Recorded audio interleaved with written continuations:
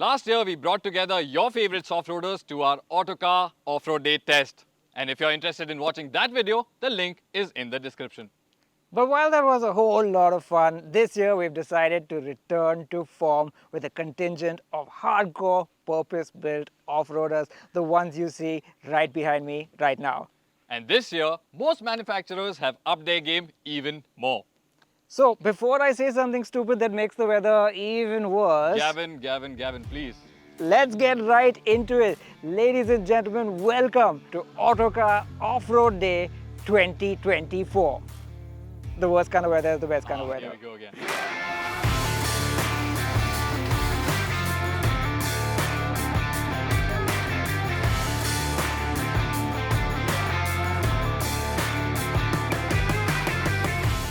It's going to be a mad day of mud at our favorite off-road playground, Learn Off-Road at Pali, Maharashtra. You'll be seeing some new obstacles. These rough and tough off-roaders can't have it easy, can they? Over to the SUVs with us, starting with the one that's created the most buzz this year, the Mahindra Thar Roxx. It's easy to pass off as merely a longer Thar, but it's actually built on a new chassis and packs in some added off-road goodies too. From the Desi Wrangler to the Desi G, the Force Gurkha is also the recipient of a length extension, benefits from an upgraded suspension, and sees a huge power jump as well. We brought the Jimny back too, not only to complete the 5-door trio, but to throw a bit more challenge at it than last year. Higher up the pecking order is the holy trinity of off-roaders, descended from iconic Warhorse 4x4s and each evolved in its unique way. The Wrangler, here in no less than its toughest Rubicon guise, is fresh from a mild facelift. The Defender is with us in longer 110 form rather than 90 specification this time, and the G-Wagon returns to our off-road day after 7 years and a generation change.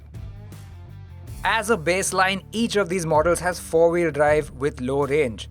It's quite a spectrum when talking off-road aids, with models like the Jimny on one side keeping things simple with little else but low range. On the other, there's the G-Class, Defender and Wrangler that pack in loads of off-road specific features to keep you out of trouble in the wild. Oh, and the Defender is the odd one out here, being the only monocoque-bodied SUV amidst ladder frame rivals. It's also the only one to get air suspension. As always, we've run the SUVs with their stock tires to simulate a realistic scenario of how these SUVs would behave in the rough, straight out of the showroom. The only adjustment was a drop to 18 psi to increase ground contact to enhance traction. With the introductions done with, time to get dirty. Obstacle 1 is a test of articulation. We've done articulation tests before, but this year's is decidedly more challenging. The ruts are deeper, the angles of attack are sharper, and the exit is a whole lot trickier. Success in previous tests is no guarantee of winning here. First up is our special guest, the 3-door Thar. It's here just to help us work out how different the larger 5-door Thar Roxx is. Now, pretty much purely for academic reasons, we've got the Thar 3-door here with us just to see how it fares next to the Roxx and the other SUVs as well. This is, like I said, a lot harder a test than we've ever done before for these cars. So let's see, maybe it will struggle a bit where it sailed through the last time. There you go. The Thar does claw its way out and makes it back to level ground with ease. Now, in case you're wondering why this year I'm not driving the cars and I'm out here braving the elements, yes, for one thing, it's consistency. We want Rahul to drive all the cars and give you one person's perspective on each and every one of them. But it's also a whole lot more petty than that. Put it this way, everybody blames me for the weather. Every year I say the worst weather is the best weather, and every year, without fail, it absolutely comes down during our off-road day. It's no different this year, and they've taken my umbrella away from me, so I am getting my hands dirty, quite literally, to bring you some great shots and some great insights about the cars from the sidelines this time. Over to Rahul and the Thar Roxx. Has the 400mm longer wheelbase and reduced ramp breakover angle compromised ability? Right, here we go. That's the first dip right here.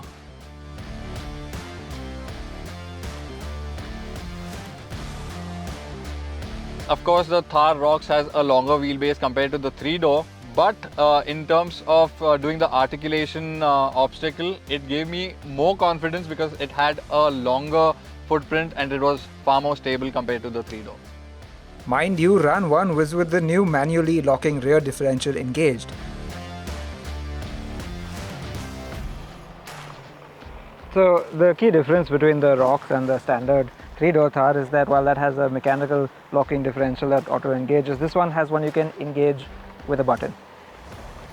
This time we're trying it without that engaged, and yeah, it does seem to be struggling a little bit more. Rahul tells you how it feels from behind the wheel. I did find that it was trying to find traction and it was spinning the wheels more than the first round, but overall quite impressive.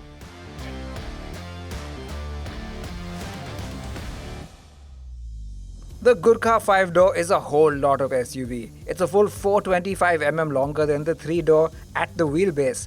With the move to larger 19-inch rims and an updated suspension, give it greater ground clearance of 233mm.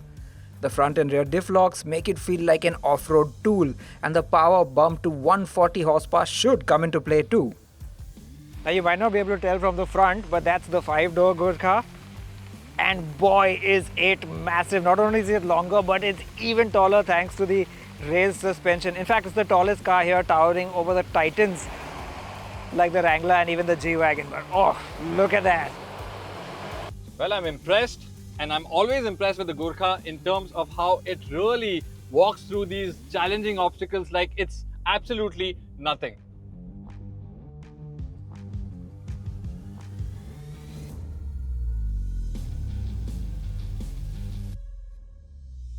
This is the updated version. It's far more heavier, it's longer, but it's also got more power. It's about 140 HP, so that definitely helps. Of course, it's quite basic inside, but it's got all the right gear. The differentials, the front and back differentials, it's still a pain to engage them, but once they're on, they do their job pretty well. Also, the enhanced ground clearance, that also does a pretty good job. The Jimny takes a different approach to off-roading. Its go-anywhere ability stems from its small size and its light weight. On the flip side, it's also the lowest on power. Can it hold its own in this company? It's a tough little thing. It's got lightness and compactness on its side when that helps. But it is also one of the simplest of them all. And in this case, it's a manual, so it's as simple as it possibly gets. And right on cue. All right, stalled it. Let's see.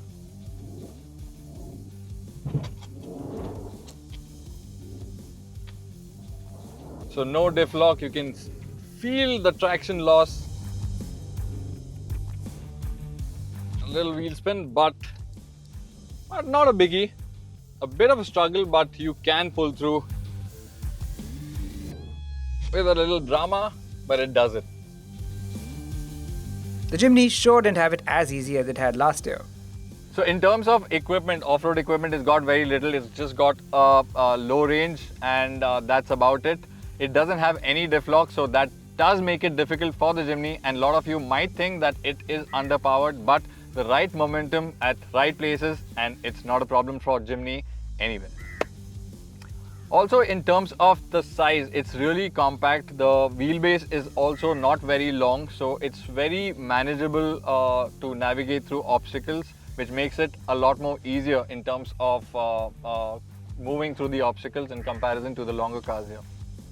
From the simplest off-roader to the one with the most gizmos, the Land Rover Defender. The most luxurious way you can off-road, at least at our off-road day. The Defender has obviously been transformed into more of a lifestyle-y thing, but it's still got the chops, you know. Air suspension, a lot of electronic aids.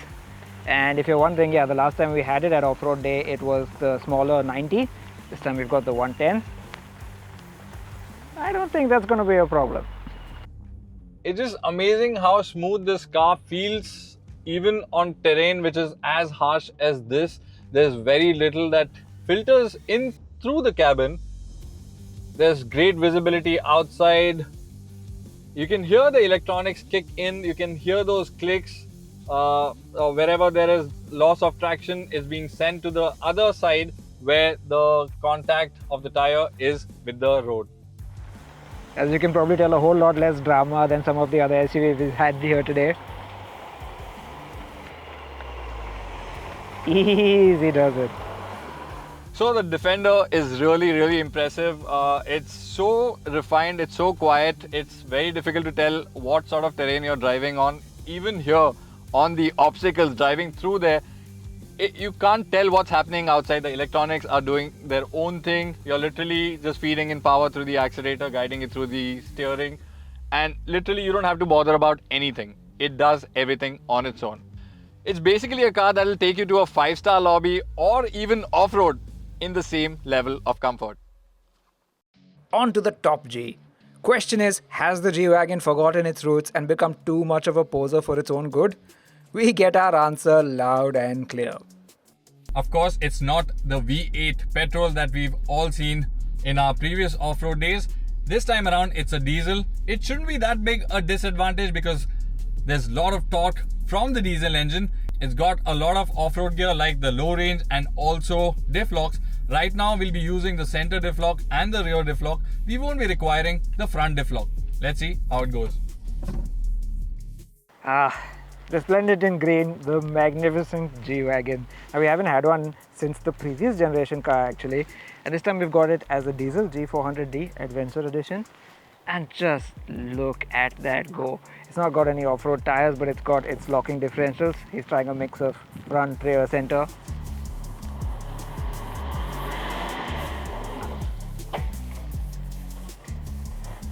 And compared to the other cars, what you'll notice is it doesn't kick so high up in the air, and that means the articulation is really good.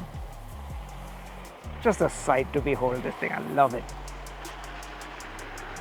There is good visibility outside. It feels solid. There's very little drama really that is happening, and it gives you so much confidence over obstacles, and it's literally a piece of cake for the G-Wagon. So the G-Wagon felt a lot more stable in comparison to the other cars driving through the articulation obstacle. It didn't sort of move a lot from left to right, or it didn't tip over a lot. So it was very confident. The G made it look almost too easy, so Rahul had another go, this time with only the center diff locked. I must say, even now, coming out of the first rut, there is no struggle for traction. It went in smoothly. Quite frankly, I think even if I don't use any of the diff locks, spoke too soon. It does slip a bit when I don't use the rear diff lock. It is only the center diff lock which is engaged right now, and as y'all saw, it was struggling a bit for traction, but nevertheless a little more acceleration and out it goes. Little has changed on the Wrangler Rubicon since we brought it here last, but just for fun, they improved its approach, departure and ramp breakover angles and the ground clearance too. The Rubicon has the most comprehensive off-roading kit too. Mud terrain tires are just the start. We're headed for the articulation obstacle, and of course I've used all possible settings that will help get through the obstacle more smoothly. I've disengaged the sway bars in the front, which will extend the wheels as far as possible, giving it that much needed traction. I've locked the front and rear differentials, which will also give it an advantage.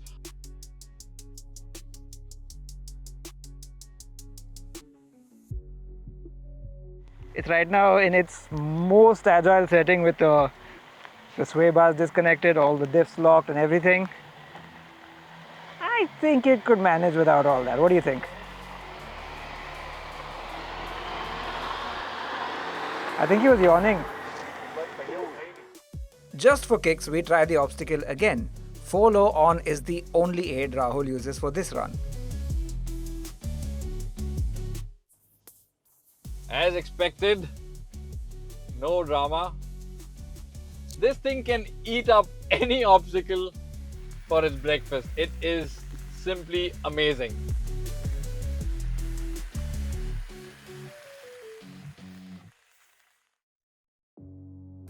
On to obstacle 2, which we have called quite simply the V.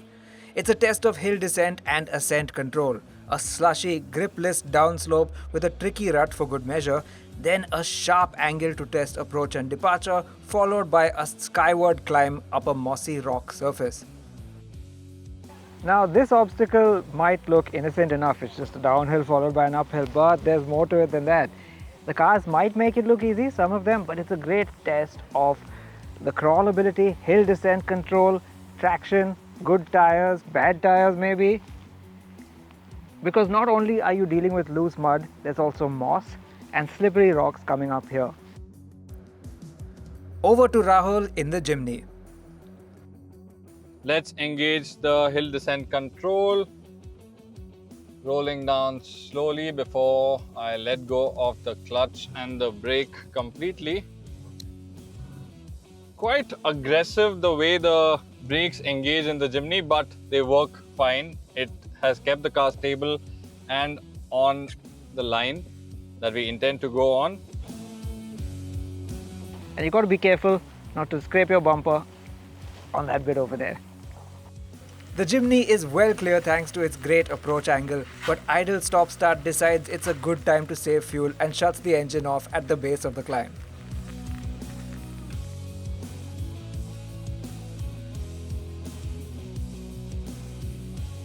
On the steep ascent though, this being a petrol, also it is a manual, it needs to be revved quite a bit to get it going. It's not as simple as in a diesel car where there's so much torque already in the lower gears that you can, accelerate out of such situations.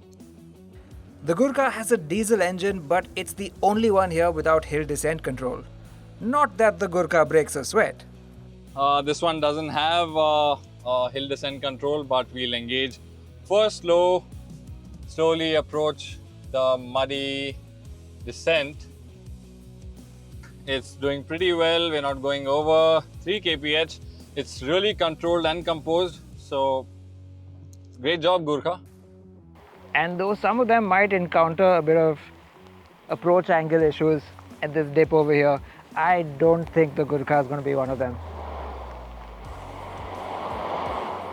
It appears to be having different problems, and that is finding traction on those slippery rocks at the base over there.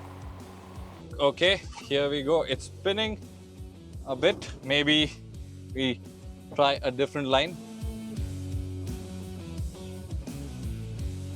All right, here we go.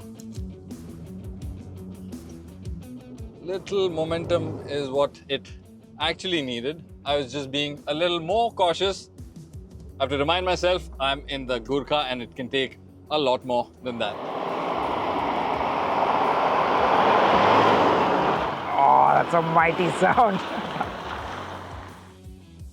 The Thar Roxx has diesel grunt and hill descent control, but how does it go about its business? Hill descent control has kicked in. Not bad, it's not going more than 3 kph. It's controlling it well. I can feel the brakes kicking in on its own. There's a lot of engine braking also, which is keeping it quite stable. Here we go onto the rocky bit. A nice test of both traction control and grip, mechanical grip, as the Thar Roxx goes up this rocky slope. It came down pretty easily, but it's at the end where the grip really comes into play, but I don't think the Thar is going to have a problem. It's just sailed right through, no problem. No struggle for traction, not much drama in terms of moving, and easy does it. All right, what do we have next? It is the Defender, and well, I think the electronics might do a good job of controlling things on its way down there, because that's what they're best at.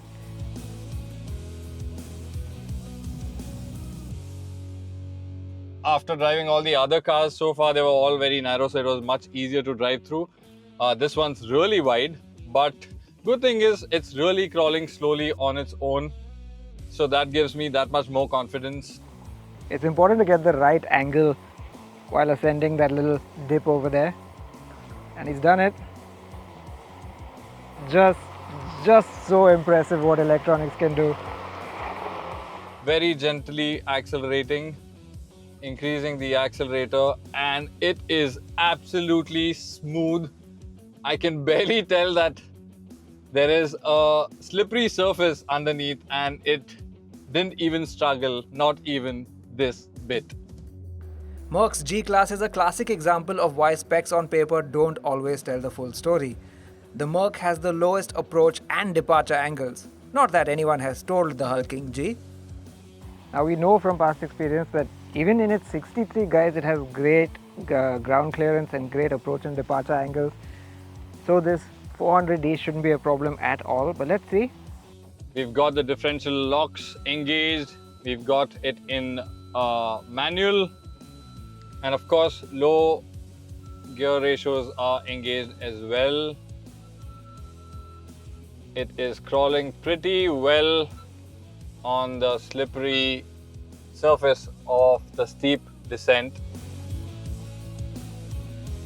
And that might look like too sharp an angle, but believe me, it's the right one to take to get up this hill. Tires crabbling a little bit, but it sorted itself out. And once it's on the right track, more than enough torque to just sail it over the line. Let's see, applying a little accelerator, very stable, beautifully done. Very little movement, very little drama, quite nicely done. Not that the Rubicon was lacking in off-road kit. It does pack in an extra something within its hill descent control system. Now, of course, amongst all the other features, it does feature hill descent control, which is engaged here. We can use plus and minus on the shifter to select the speed and adjust it. Right now it's set to 1 kph. We can even increase it by pushing it to plus and go faster if needed. Very interesting feature and very useful, especially on steep descents like this, where you can actually control the speed manually via the shifter. The effortlessness with which this car tackles obstacles is just beautiful in a way. The articulation to cross that little ford and the grip from these mud terrain tires, standard on the Rubicon. There's nothing to it. I'm not surprised even a bit, where it feels as if we're just driving on a straight path and there is no ascent or a slippery surface under the car whatsoever. It's on the transport stage that we realize we have a new obstacle on our way to our actual obstacle. Innocuous to the untrained eye, this seemingly shallow pit is filled with treacle-thick mud that will drag down even the torquiest of SUVs. Only momentum will see you through, but just for fun, there's a further half-story climb out at the end. The heavy-duty Gurkha goes through first. This is as close to a drag race as you're ever going to get off-road, because it's all about momentum, it's all about a good launch, and it's all about maintaining traction through the slush. Come on, come on, come on, come on! Yeah!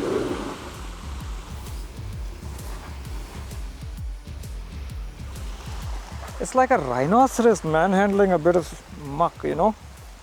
So this right here is a test of traction as we go through a slushy bit and up a hill. Momentum, momentum, momentum, kick it all up. But he's made it in the Thar Roxx. So for momentum, what you need is power. And well, as for our next contestant, come on, little Jimny. Ah, look at that. It actually looked a little less effort than some of the others so far. That just goes to show, power is one thing, lightness is another. The big guys dismiss the obstacle too. I don't really have a lot to say about the G-Wagon at this point, other than in this shade of green here in the forest, doesn't it look like it just belongs? Okay, the slush ahead of us is quite loose and traction is very little, and the G-Wagon is running road tires, so it's going to be a little tricky, but we've got the diffs lock and it's got sheer torque which should support it, and I must say that I'm really impressed. Even with road tires, this did a fantastic job. I'm attempting this in the Defender, which is equipped with all-terrain tires, which will help only so much. But it's got a lot of ground clearance to its advantage, and there's a lot of torque which will help pull through this tricky slope. Let's see, even though we started right at the bottom of the slope, the electronics, you can hear them kicking in, and it's simply just cleared the obstacle. Wonderful. Now, of course, it's time for the show off once again. Not Rahul, but the Wrangler Rubicon. And I suspect, that's right, no momentum, no nothing. He's just going to crawl it. I really do want to roll my eyes at this car because it's making it look way too easy. Oh, did I speak too soon? Nope, I didn't. It's true.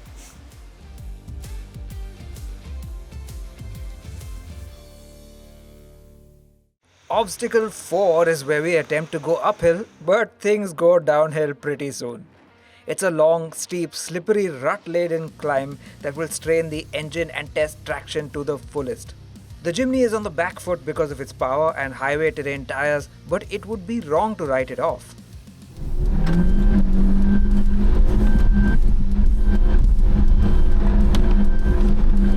So far so good. Sure brute force. That needs the most momentum and speed. Look at it go!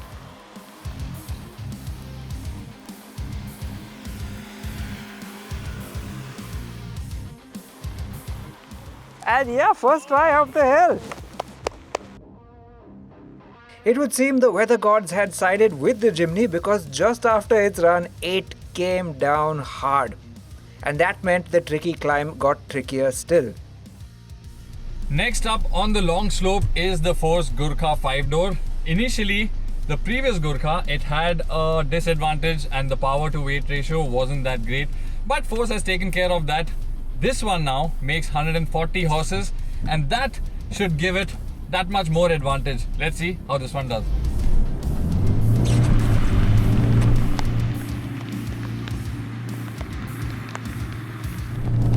Up it goes. So far, so good. It's struggling a bit towards the end.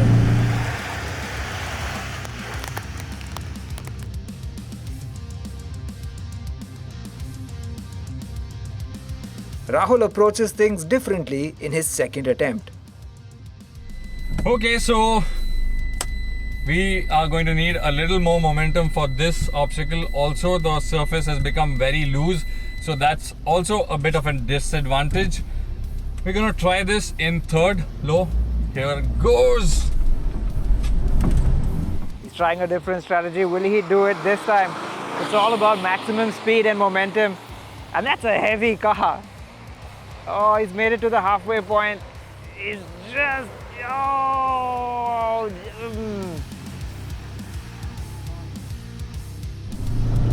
So more momentum.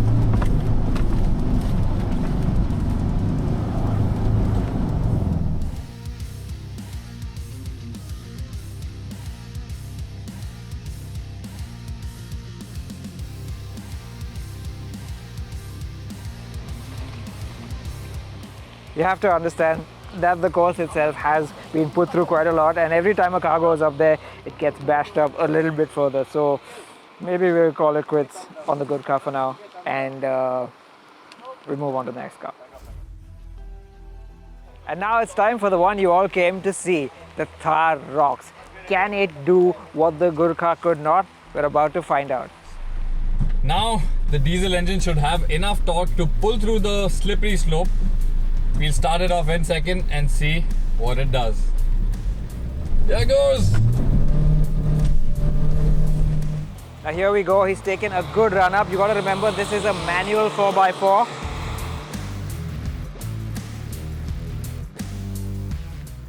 He's really going up the hill at a high speed.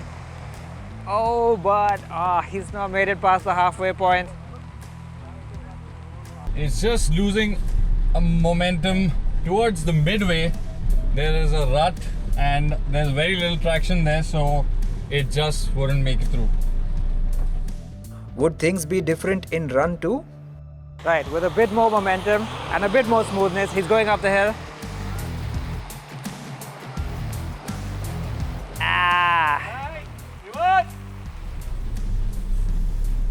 The slope is just too slippery. The surface has deteriorated further, but can the big guns overpower the challenge? Over to the Land Rover. First, we'll try it in mud and ruts mode, and let's see if the traction control kicks in or it lets us pass through.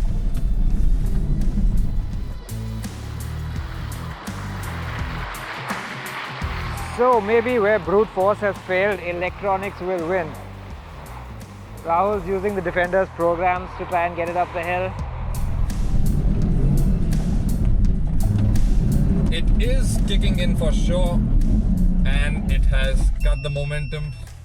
The sand off-road mode that stops traction control intervention might just be the Defender's get out of jail card.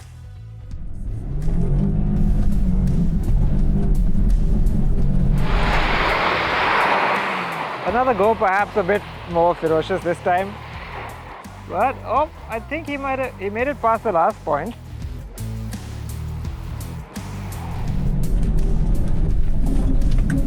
And now the traction control didn't cut in. We did make it a little ahead, but not enough. It's officially a losing battle of tyre versus surface, but the G-Class has seen worse, hasn't it? Now, the G-Wagon is no stranger to conquering enemy terrain. But what can it make about this slushy hill climb? Oh, yeah.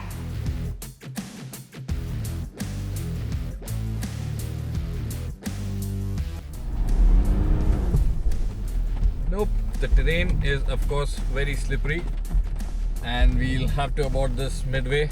Slowly we'll crawl back. There's a big ditch in the center there that stops cars in their tracks. Oh, look at it, it's just polishing up the track on its way down as well. Okay, second attempt in the G-Wagon.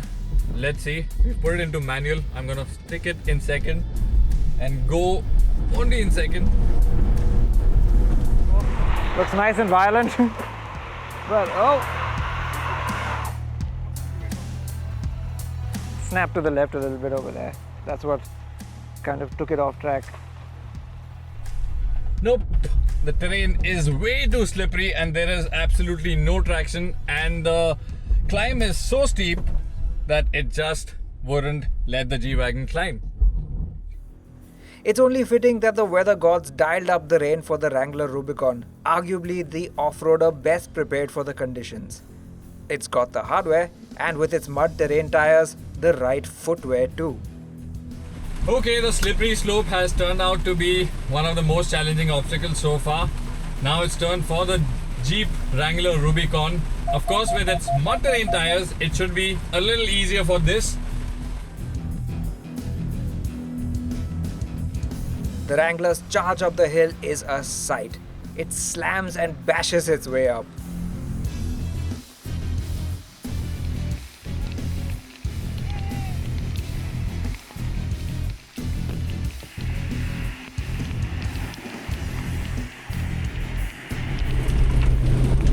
Even this needed a lot more brute force, but it made it through. Well, never disappointed in the Wrangler. So, 2 of the 6 made it up. Or did they? Well, in the interest of science, because there have been so many DNFs, we've decided to send the car that went first, last, on the same course, and well.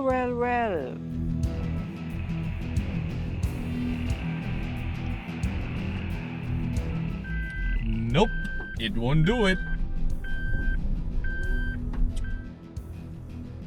And with that, it's time to dry out the scorecards.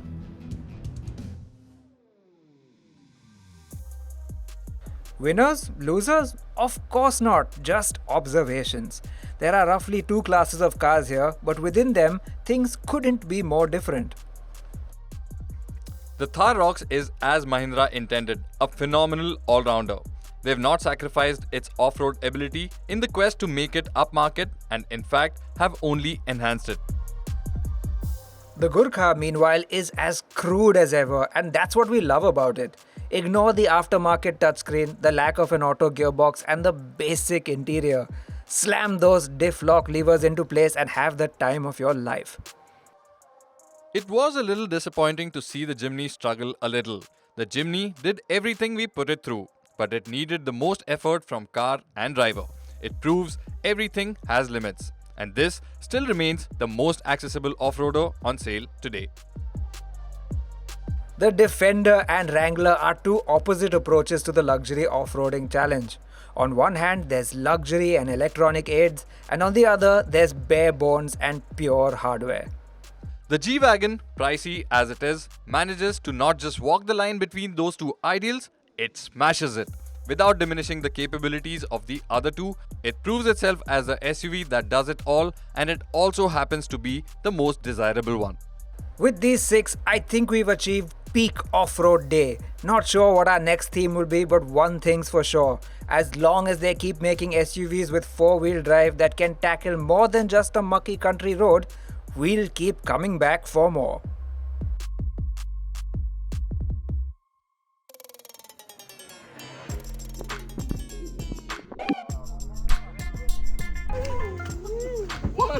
Cat noise.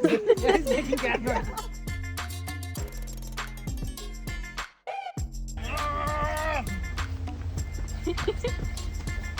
Yes.